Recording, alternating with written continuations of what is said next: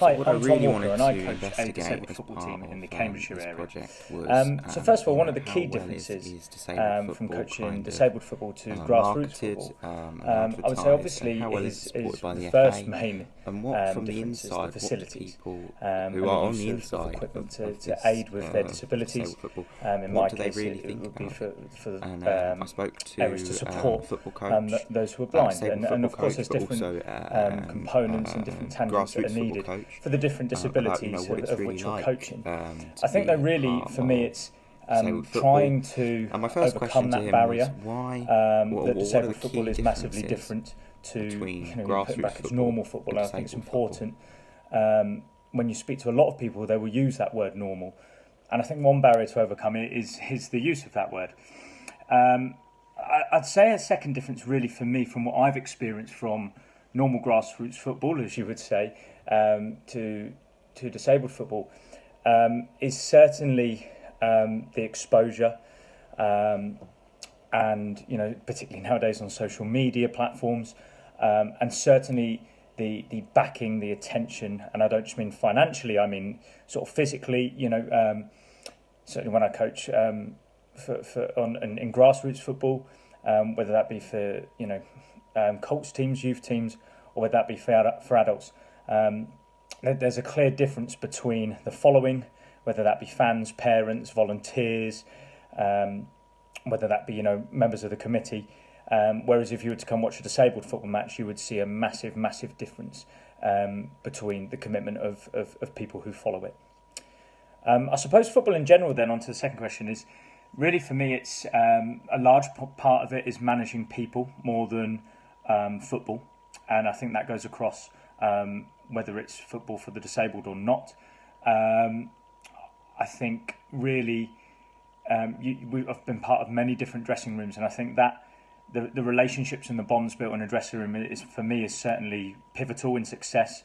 And I think until you get that, the true aspect of coaching can't really happen. So I think it's important that, of course, they not only respect you and you have that barrier and that relationship, but of course they have to respect your knowledge and see the long-term plan that you're trying to deliver at that football club. So next, I wanted to delve in, and I found that really interesting. The comparisons there between disabled football and grassroots football, and how dressing room unity is so important there. But yet next, I wanted to ask about if he thought, as someone on the inside of disabled football, if it is well marketed. No surprises here. I think we're a long way away from where it needs to be, where it should be.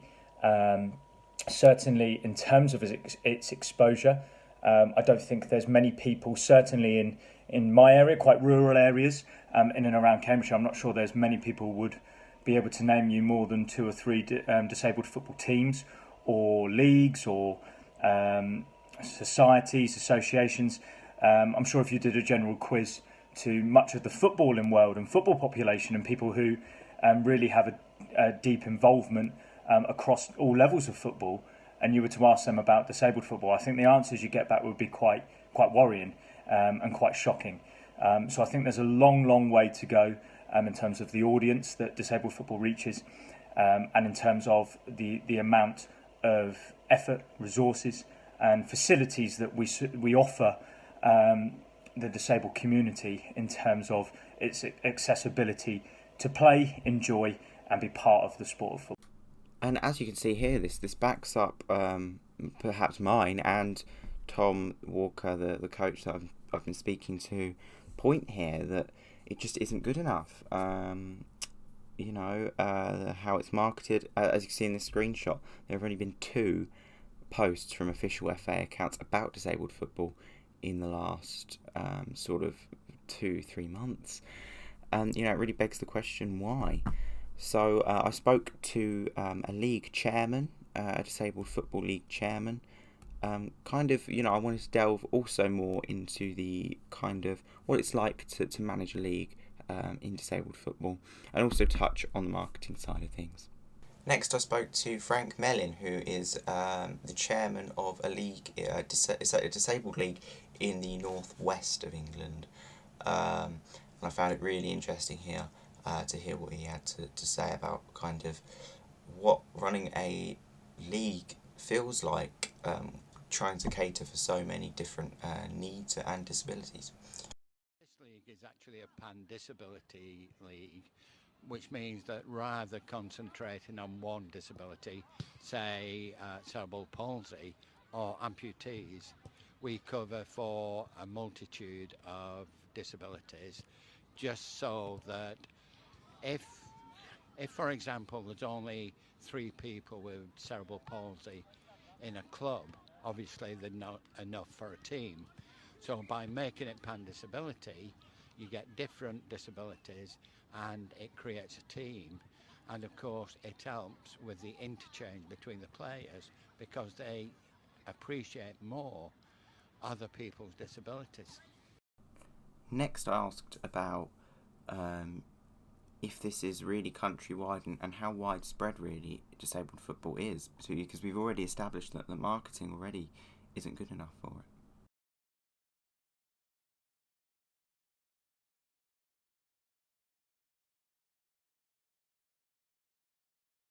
Every county football association have got a similar league. Not necessarily the same format that we operate under leagues of clubs. Sometimes they pick teams from the players who turn up. It's still the same result, but every county FA has got this facility. We hope to. So next, I wanted to find out whether the disabled football is countrywide, if it's worldwide, and what people can do to get involved themselves. Every county football association have got a similar league. Not necessarily the same format that we operate under leagues of clubs. Sometimes they pick teams from the players who turn up. It's still the same result, but every county FA has got this facility. We hope to